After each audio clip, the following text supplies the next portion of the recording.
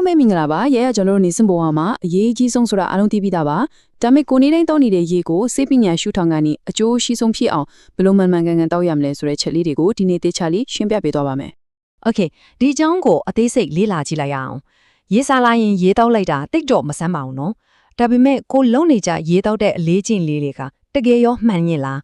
ကိုတိုင်းတောင်တတိမထားမိပဲကိုကျမ်းမာရေးကိုတိတ်တဆိတ်ထိခိုက်စေနေသလားဆိုတာတကယ်ကိုစဉ်းစားစရာပါဒီတော့ဒီနေ့ရှင်းပြပေးမယ့်အပိုင်းလေးတွေကတော့ခန္ဓာကိုယ်ကရေငတ်နေပြီဆိုတာကိုပြတတ်တဲ့လက္ခဏာတွေတနည်းကိုတကယ်တမ်းလိုအပ်တဲ့ရေပမာဏဘယ်လောက်လဲရေတောက်ဖို့အကောင်ဆုံးအချိန်တွေကပဲအချိန်တွေလဲရေအေးနေရေနွေးဖားကွာလဲနောက်ဆုံးတစ်ခုကတော့အစားအစာတွေကလည်းရေသက်ဘယ်လိုရယူမလဲဆိုတာတွေပဲဖြစ်ပါလ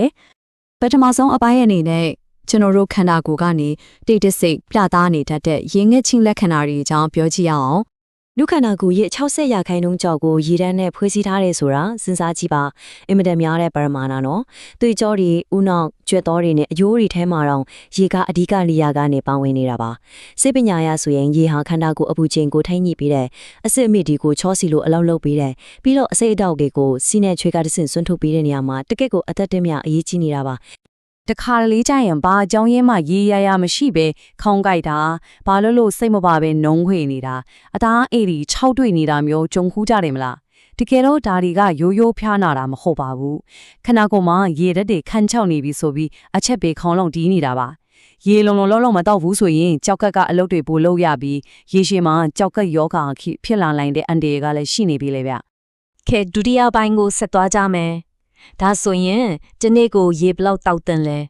တနေ့ကိုရေရှိခွက်တိတိတောက်ရမယ်ဆိုတဲ့စကားကိုခဏလောက်မေ့ထားလိုက်ပါတကယ်လို့လက်တွေ့မှာလူတစ်ယောက်နဲ့တစ်ယောက်ကိုလေးချင်းနေထိုင်တဲ့ယာတီဥတုနဲ့အလို့အကင်တွေကလုံးဝမတူကြတာပဲစဉ်းစားကြည့်လေနေပူတဲ့အလို့လုံနေရတဲ့သူဒါမှမဟုတ်ဂျင်မာအပြင်းအထန်ကစားနေတဲ့သူဟာအကွန်းအခါနဲ့ထိုင်နေတဲ့သူထက်ဆိုင်ရေအများကြီးပို့တော့ဖို့လိုအပ်တာပေါ့ဒီတော့ကိုယ့်အတွက်တကယ်လိုအပ်တဲ့ရေပမာဏကိုဘယ်လိုတွက်မလဲအင်မတန်လွယ်ကူတဲ့တင်ချာနီးလေးတစ်ခုချီတယ်ပထမဆုံးကိုယ့်ရဲ့ကိုလေးချင်းပေါင်းကိုမှတ်လိုက်ပါပြီးရင်အဲ့ဒီလေးချင်းကိုနှက်နဲ့စားလိုက်ပါရလာတဲ့အဖြေကကိုယ့်အတွက်တစ်နေ့တာမရှိမဖြစ်လိုအပ်တဲ့ရေပမာဏအောင်စားပါပဲဥပမာကိုလေးချင်းပေါင်း140ရှိတယ်ဆိုရင်တဝက်ဝက်လိုက်တော့80ပေါ့ဒီနေ့ကိုရေ80အောင်စားလိုအပ်တယ်ရေတမ်းမှုနဲ့ဆိုရင်10လီတာရေတမ်းမှုသေဘူးကြော်လောက်တောက်ရမယ်ဆိုတဲ့သဘောပါအညာကိုရှင်းလင်းလွယ်ကူပါတယ်ခန္ဓာကိုယ်မှာရေဓာတ်လုံလောက်မှုရှိမရှိကိုသိချင်ရင်အလွယ်ဆုံးနဲ့အဓိကဆုံးစေပညာနီလန်းကတော့ကိုယ့်ရဲ့စီးရောင်ကိုစစ်ဆေးတာပါပဲစီးရောင်ကကြီးလင်းပြီးအဝါနူးရောင်လေးဆိုရင်တော့ရေဓာတ်ပြေဝနေလို့စိတ်ချရပါတယ်ဒါပေမဲ့အယောင်ကပန်းတီးရှားလကားကြီးလို့အဝါရင်ရင်ကြီးဖြစ်နေမယ်အနံ့လည်းဖြစ်နေပြီဆိုရင်တော့ခန္ဓာကိုယ်မှာရေဓာတ်တော်တော်လေးကိုနင်းနေပြီဖြစ်လို့အခုချက်ချင်းသာရေသွားတောက်လိုက်ပါတော့အပိုင်း3အနေနဲ့ရေတောက်ဖို့အမှန်ကန်ဆုံးအချိန်တွေကိုလေ့လာကြည့်အောင်အချိန်တစ်ခါကလည်းအရေးကြီးတယ်လေနေ့စဉ်လုံးရိုးလုံးစင်လေးတစ်ခုအနေနဲ့ပြောရရင်မနဲ့အဲ့ရနိုးနိုးချင်းမျက်နှာလုံးမသေးရသေးဟင်မှာရေတစ်ခွက်ဒါမှမဟုတ်နှစ်ခွက်လောက်တောက်ပေးရကတညာလုံးခန်းချောက်သွားတဲ့ရေဓာတ်ကိုအပြည့်ပါပြန်လဲဖြည့်တင်းပေးပါတယ်ပြီးတော့ညနေရေချိုးခါနီးရေတစ်ခွက်တောက်တာကသွေးဖောင်ခြင်းကိုကြားဆင်းစေလို့သွေးတိုးရှိသူတွေကအရန်ကောင်းတယ်ညအဲ့ရမဝင်ခေရေတစ်ခွက်တောက်ပေးတာကလည်းညဘက်နှလုံးသွေးကြောပိတ်တာမျိုးမဖြစ်အောင်ကာကွယ်ပေးနိုင်ပါတယ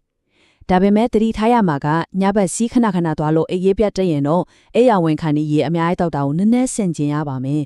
ဒီနေရာမှာတိတ်အရေးကြီးတဲ့အချက်လေးတစ်ခုပြောပြချင်ပါတယ်အဲ့ဒါကတော့ထမင်းစားနေရင်ရေဒီအများကြီးတောက်တာမျိုးဟင်းရည်တွေအများကြီးတောက်တာမျိုးကိုတက်နိုင်သမျှရှောင်ဖို့ပါပဲအစာစားနေခြင်းရေအများကြီးတောက်လိုက်ရင်အစားရင်ထဲကအစာချီရည်တွေကိုအရေးကျဲသွားစေတယ်ဒါဆိုရင်အစားမြတ်မကြေတော့ပဲရင်ကောင်းအောင်လာတို့ရင်ပြည့်ရင်ကြီးချစ်တာတို့အလွယ်တကူဖြစ်လာနိုင်လို့ပါပဲအပိုင်းလေးအနေနဲ့ရေအေးနဲ့ရေနွေးဘယ်လိုကွာခြားလဲဆိုတာကိုစစ်ကြည့်အောင်လေ့ကျင့်ခန်းတွေအပြည့်အထန်လုပ်ပေးတဲ့အချိန်မျိုးတို့ရာသီဥတုအញ្ញမ်းပူအိုင်းနေလို့ခန္ဓာကိုယ်အပူချိန်ကိုအမြန်ချချင်တဲ့အချိန်မျိုးမှာဆိုရင်တော့ရေအေးတောက်တာအကောင်းဆုံးပါဒါပေမဲ့ပုံမှန်ချိန်တွေမှာတော့ရေရိုးရိုးဒါမှမဟုတ်ရေနွေးနွေးလေးတောက်ပေးတာကပိုကောင်းပါရဲ့အထူးသဖြင့်မနက်ပိုင်းတွေအစာစားပြီးချိန်တွေမှာရေနွေးလေးတောက်ပေးတာကသွေးလည်ပတ်မှုစီးနှင်းနဲ့အစာချီစီးနှင်းအတွက်အများကြီးအထောက်အကူပြုပါရဲ့အစီချချင်တဲ့သူတွေအတွက်ဆိုရင်လည်းမနက်ခင်းမှာရေနွေးချမ်းလေးတောက်ပေးတာကခန္ဓာကိုယ်ရဲ့ဇီဝကမ္မဖြစ်စဉ်ကိုပိုပြီးမြန်ဆန်စေပါတယ်နောက်ဆုံးအပိုင်းကအနေနဲ့တောက်ရည်ရနေတာမခပဲအစားအစာတွေကနေရေဓာတ်ဘယ်လိုရယူမလဲဆိုတာကိုပြောပြပါမယ်ရေဓာတ်ဆိုတာရေတန်းတောက်မှရတာမဟုတ်ပါဘူးဥပမာဖရဲသီးသခွားသီးစီးသီးနဲ့လိမ္မော်သီးစားတဲ့အသီးအနှံတွေဟင်းသီးဟင်းရွက်တွေမှာဆိုရင်ရေဓာတ်ပါဝင်မှုက90%လောက်အထိတောင်ရှိနေတာပါ တရေစားအနေနဲ့အသေးအနံနေစားပေးတာစုပ်ပြုတ်လေးတွေတောက်တာနွားနိုးတောက်တာတွေဒါလည်းခန္ဓာကိုယ်အတွက်လိုအပ်တဲ့ရေဓာတ်ကိုနောက်ထပ်တစ်လမ်းကနေအကောင်းဆုံးဖြည့်တင်ပေးနေတာပါပဲ ဒီနေရာမှာတတိထားမဲ့အချက်လေးတစ်ခုရှိတယ်ကော်ဖီလက်ဖက်ရည်နဲ့အချိုးရည်တွေကအရည်တွေဆိုပေမဲ့သူတို့ကရေဓာတ်ကိုအတူအယောင်ဖြည့်ပေးတာမျိုးပါတကယ်တော့သူတို့မှာစီးရွှင်စေတဲ့တက်တွေပါဝင်နေလို့ခန္ဓာကိုယ်တွေကရေဓာတ်တွေကိုတောင်အပင်ကိုပြန်လဲဆွန့်ချုပ်ဖိဖို့တွန်းအားပေးလို့ဖြစ်နေပါတယ်ဒါကြောင့်ကော်ဖီပဲတောက်တော့လက်ဖက်ရည်ပဲတောက်ပေးသွားရင်နောက်ကနေရေတန့်တစ်ခွက်တောက်ပေးဖို့လုံးဝကိုမမေ့သင့်ပါဘူး ကဲအားလုံးကိုအနစ်ချုပ်ပြီးပြန်ကြည့်ရရင်တော့ကိုယ်ခန္ဓာကိုယ်အတွက်တကယ်လိုအပ်တဲ့ရေပမာဏကိုကိုယ်အလေးချိန်တဲ့အတွက်ချက်ပါစီအယောင်ကိုနေစဉ်စစ်စေပါမနဲ့နိုးနိုးချင်းရေတောက်တဲ့အချင်းလုပ်ပါအစာစားနေစဉ်ရေအများကြီးတောက်တာကိုရှောင်ပါရေနွေးနွေးလေးကိုဦးစားပေးတောက်ပါပြီးတော့ကော်ဖီတောက်ပြီးတိုင်းရေပြန်တောက်ပါဒီလိုစနစ်ကြတဲ့အလေးချင်းလေးတွေကိုပေချာလေးပြောင်းလဲကျင့်သုံးကြည့်လိုက်ပါရပိုင်းအတွင်းမှာတင်ခန္ဓာကိုယ်ကြီးပေါ်ပါလန်းဆန်းလာပြီးအသားရည်တွေပါကြီးလင်းလာတာကိုတိတိတသာမြင့်မြင့်ကိုတွေ့ခံစားရမှာအသေးချပါပဲ အခုဆိုရင်မှန်ကန်တဲ့ရေတောက်နည်းတွေကိုစေပညာရှုထောင်ကန်တဲ့အသေးစိတ်သိရှိသွားလို့ပြီလို့ထင်ပါတယ်ကိုယ့်ရဲ့နေ့စဉ်ရေတောက်နေတဲ့အလေးချင်းတွေကိုပြန်လည်သုံးသပ်ပြီးအခုပြောပြသွားတဲ့ယူရှင်တဲ့အချက်လေးတွေကိုချက်ချင်းပဲလိုက်နာကျင့်သုံးကြည့်ဖို့တိုက်တွန်းချင်ပါတယ်ဒါတွေကကျွန်တော်တို့ရဲ့ကျန်းမာရေးအသားရည်နဲ့ခွန်အားတွေအတော့တကယ်ကိုအရေးကြီးတဲ့တော့ချက်လေးတွေပါပဲ